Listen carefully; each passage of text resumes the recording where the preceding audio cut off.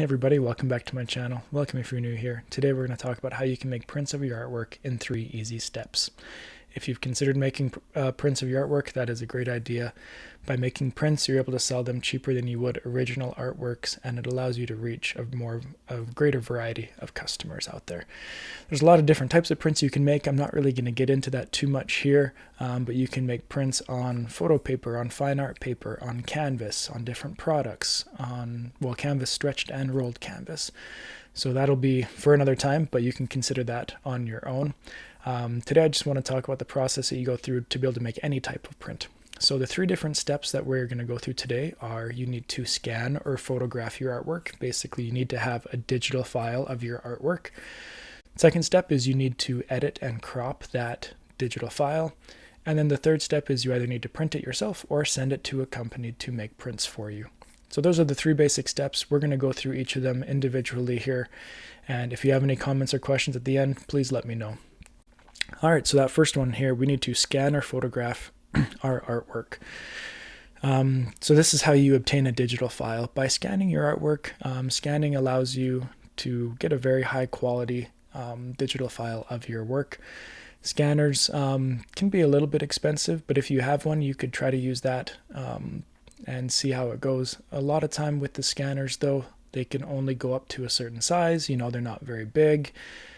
Depending on the scanner you have, the colors might not be exact as to what is on the artwork themselves. So be wary of that. You can take them into professional scanners. A lot of times professional photographers or printing companies will have very large bed scanners where they can scan stuff for you as well.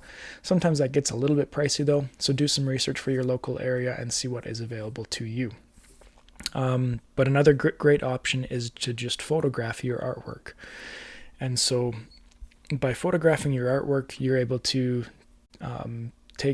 get a high quality image of any size of artwork. So you can do small ones to large ones, right? It doesn't matter about the size of the artwork itself. When dealing with that, though, it's going to the quality of the digital file that you're going to get, the image in this case, will depend on the camera that you're using. If you're using a professional, camera, nice DSLR camera, you can get pretty high quality images of your artwork. I've found in my own personal experience that a 24 megapixel camera will be able to allow me to make a 24 by 36 inch print and it'll be great quality. Anything above that, the quality starts to go down a little bit and it's not as good as I would like. With my iPhone 11, it has a 12 megapixel camera on the front, and I'm able to get 18 by 24 inch prints from that, and they're great quality. Anything higher than that, though, and it starts to go down. So when you're taking an image or a photo of your artwork, you need to be wary, I guess, of the quality of it and not try to go too high. There's a website I use called Pictorem, and you're able to upload photos to it, and they will tell you what sizes of prints are good to make from that image that you have. And they use what's called PPI, points per inch, and the printing company that I use recommends at least 150 PPI for your image at a certain size in order to get a good quality print. And so when I use the 24 megapixel camera, I'm able to get 150 PPI out of those files. With my iPhone 11 12 megapixel camera, if I try to get a 24 by 36 inch print, that PPI drops to 112. It's not as good as what it should be. It would still be okay, but I want the quality to be high for my customers. And I guess what I want to say here mainly is that you don't need a professional camera to take photos of your artworks to make prints out of them. Even just a cell phone camera nowadays, they're becoming super good, and you're able to use those to get good enough quality images to make prints out of. To help you take a good quality image, lighting is really important. I recommend using natural light, going outside. And I also recommend to take photos of your art before you varnish or seal them, because a varnish can add a shine to it or shimmer that you don't want that will show up in the images, and it won't just be the artwork itself. When you're using Natural light, a lot of people will recommend going out on a cloudy day because that'll diffuse the light for you. I've done that and it works good. But I'd also want to just share that with my own experience. I've used direct sunlight before with some of my paintings, and the quality of the image is fantastic. The colors are perfect, and there's been no editing I need to do after that. So don't shy away from using direct sunlight. Sometimes try it out. For me, for some of my artworks, it works. For some of them, it hasn't worked. So try it out and see if it works for you. If you're going out and it's not a cloudy day, just try it. Next, I recommend having a tripod because that will hold your camera steady and it'll allow you to line it up better with your artwork. And lastly, when taking a picture, have an easel or something to hold your artwork so that it is straight.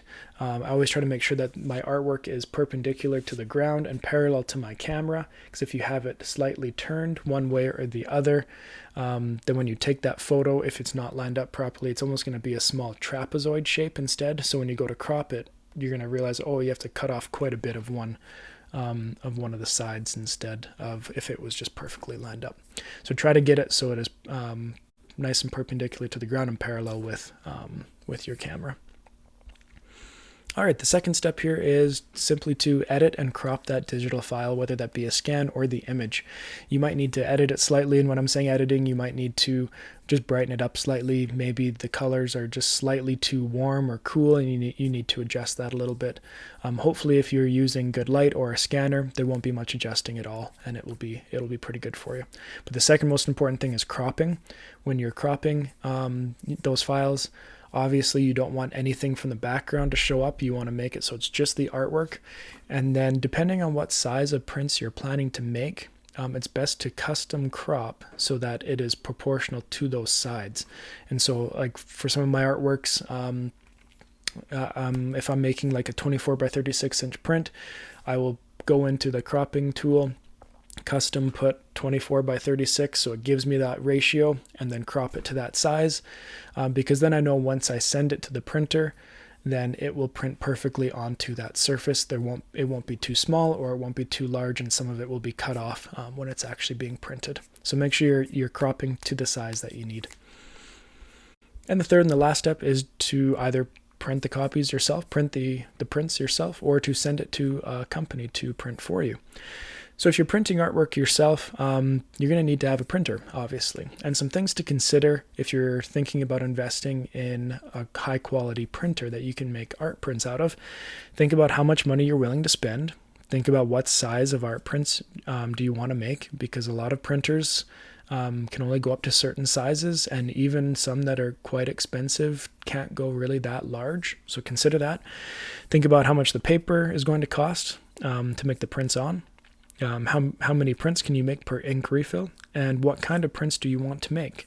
If you're planning on just doing regular art paper prints, you might be okay, but if you wanted to do like canvas prints and stretch canvas prints, then you might need to consider what kind of specialty printer you would need to do that, and how much that would cost. So I'm not saying investing in your own printing equipment is bad. I think it's very good, very ambitious, but by having a company make the prints for you, it allows you not to have to worry about investing in all of that material. So if you're sending your stuff to a professional printer, you basically just need to send them the digital file and let them know what you want printed, and that's it. Each company, if you're finding one online, they'll have their own system that you need to go through, but basically in the end you just have to upload a digital file. And I've used some local printers before, and with them I just have the files on a USB stick and I take it into the store and they get the files from that. So you'll have to do some research to find out what company you want to use. See if you have anything local. You might find something good. If not, then you can always check online. The main company that I use is called the G Clay Factory, and they're out of Quebec City in Canada. I'm Canadian, so I like supporting another Canadian company, and I also do honestly just love their work. I was happy to see that they were Canadian once I actually tried them, because their work is awesome and their prices are also very good. And one big plus to using a company like this is they will also drop ship the prints to the customers for me. So once a customer makes an order through me, I send it to the G Clay Factory, they produce it, they package it, and they ship it right to the customer, and I don't have to worry about anything. And it's just all done right there. So that's very handy if you're considering using a company to to make your prints for you. So those are the 3 easy steps: getting a digital file, whether that be through scanning or taking a photograph, editing and cropping, and then sending it to the printer. So I hope this has cleared some things up for you. If you still have questions, don't hesitate to make a comment below or to message me. You can send me an email at brian@briansloanartist.com, or through any of my social media accounts. Just send me a message and I'll reply as soon as I can. I hope this has been useful. Make sure you subscribe and hit that like button, and we'll see you next time on Brian Sloan Artist.